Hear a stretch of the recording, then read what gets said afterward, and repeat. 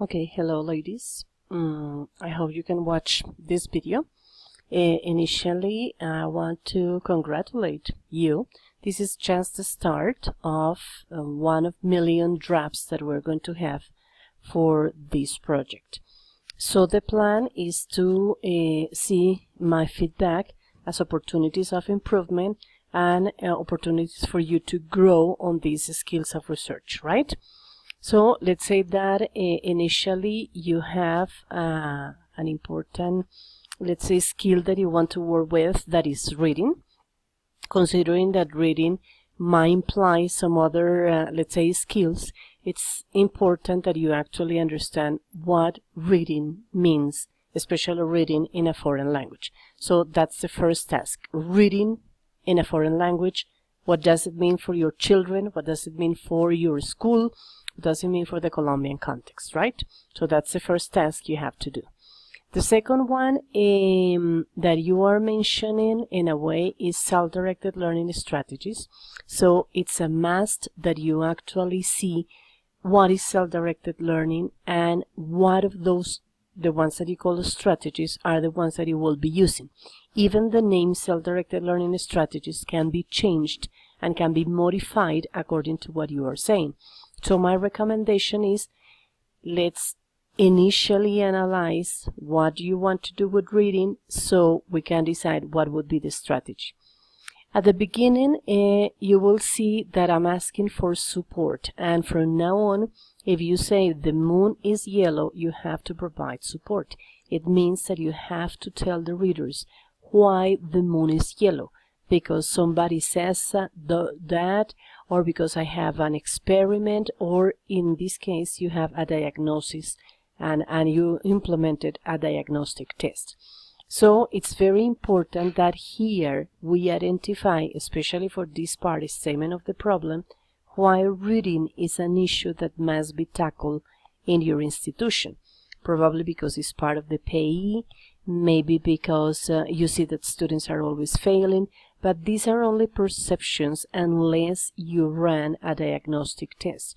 And there are many ways to do the diagnostic test. So you can either organize like a survey, or you can, for example, analyze like the students' records and see that they always fail reading, or probably taking certain documents from the institutions where reading is an important aspect in education for your children. So there must be ways that we can support what you are saying.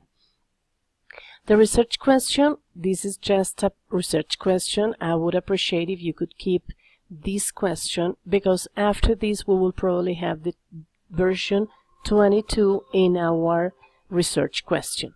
So it's very important that you actually check what you are seeing and what you are doing there.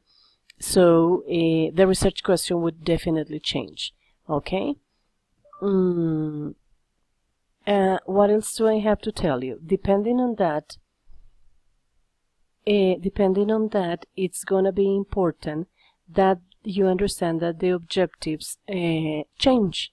So we have to be practical. We have to look for objectives regarding something that is feasible, that is realistic, etc.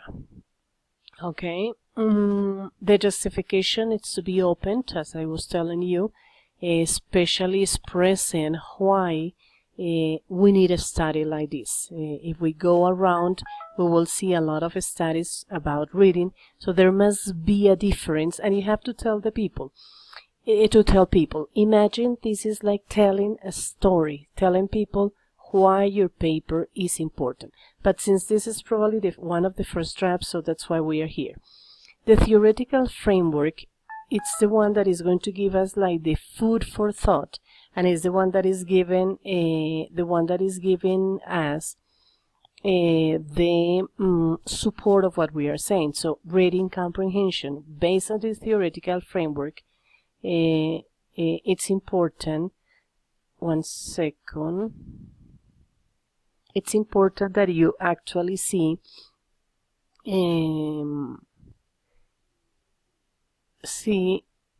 hold on a second.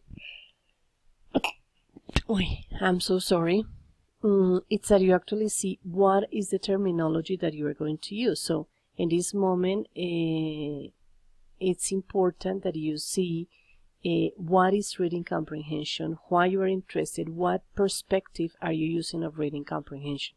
So there must be something different that you find in research besides the regular, let's say 1998 definitions of reading comprehensions.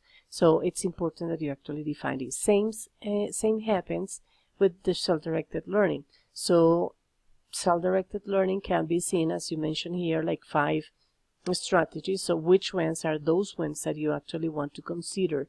So it's very important that we identify that. So the plan now is to continue reading, to continue kind of identifying what exactly we want.